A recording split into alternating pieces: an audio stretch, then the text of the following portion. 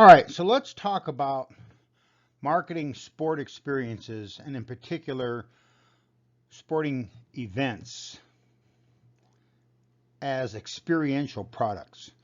As many of you know, we have a course called Experiential Marketing that I think all of you should be taking. After all, Las Vegas is the experiential capital of the world, and we are the place where most of the major sporting events would like to take place, and then many actually do take place here. So let's talk about sporting events as experiential products. First, let's just suggest that a sporting event is a pure example of an experiential product. Experiential products are those that have significant benefits that are related to sensory, that is physical or cognitive stimulation. Some of the dimensions of the experience that impact event spectators' desire to attend and satisfaction include sport event participation and performance, the entertainment value, the interactive and immersive components, educational value in some instances, emotional and social aspects, physical stimulations, and a sense of belonging. Let's make sure that we understand the difference between services and experiences, because many of the people who are marketing and managing sport experiences actually think that they're in the services marketing business. Just as Las Vegas is not in the services marketing business and that we are not turning into a service economy, the distinction between services and experiences needs to be clearly understood.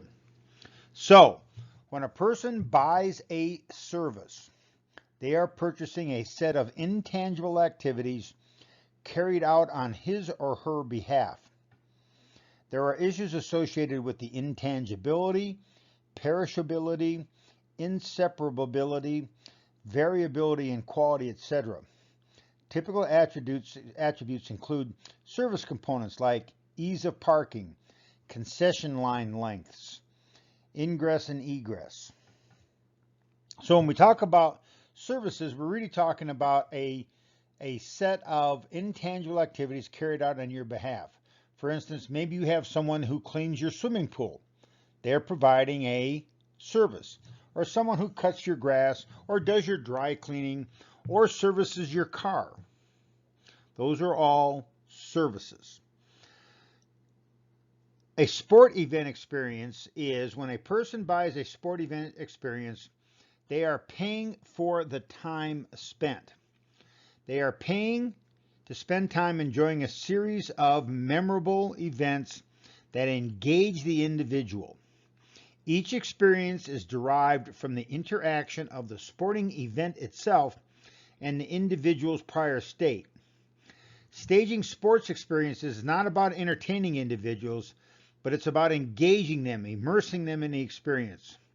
Typical attributes that are discussed include fun, the memorable aspect, the entertainment aspect, and the excitement, both in terms of mental and physical stimulation. So think a little bit about going to a Golden Knights game. A Golden Knights game is a sporting experience. And when you get done, you really don't talk much about, and you don't remember the issues like the ease of parking or the concession line lengths or how well the ushers helped you, those sorts of things. Instead, what makes that event memorable and makes you want to go back is the entertaining value, the engagement that you had in the event, that you were immersed in the experience, that you had fun, that it was memorable and entertaining and exciting. That's how you market sports events. So, some of the dimensions of the experience that impact event spectators' desire to attend and satisfaction, which of course then drives repeat attendance, are the sport event participant performance. And in fact, what we really mean is expected sport participant performance. This should be a great fight or a great game or a great match or a great golf tournament. That is one of the factors that influences whether or not you attend, and your satisfaction is the quality of the participants in the event. Now, if you go to enough Golden Knights games, you're going to go there one night when they don't play well. And it turns out that you're going to go home disappointed. They will have lost, and maybe they'll have lost by 4 or 5 goals. But it is the sports marketing people's job to still make that as positive an experience as it could be, given the fact that the participants, in this case the Golden Knights hockey team, did probably not play as well as they had wanted to or could. The second aspect is the entertainment value, or the anticipated entertainment value. That is, it should be an exciting, fun, engaging game. When you get ready to go to a hockey game, someone calls you up and says, "You want to go to a hockey game?" We say, "Yes, I want to go." And of course, that's because we think it will be what? It'll be entertaining. It'll be exciting. It'll be fun. It'll be memorable. It'll be engaging. And so it's the anticipated entertainment value. When someone calls you up and says, "Do you want to go to a UNLV football game?" One of the factors that determines whether or not you say yes is the anticipated entertainment value. Do we think it'll be exciting, fun, engaging?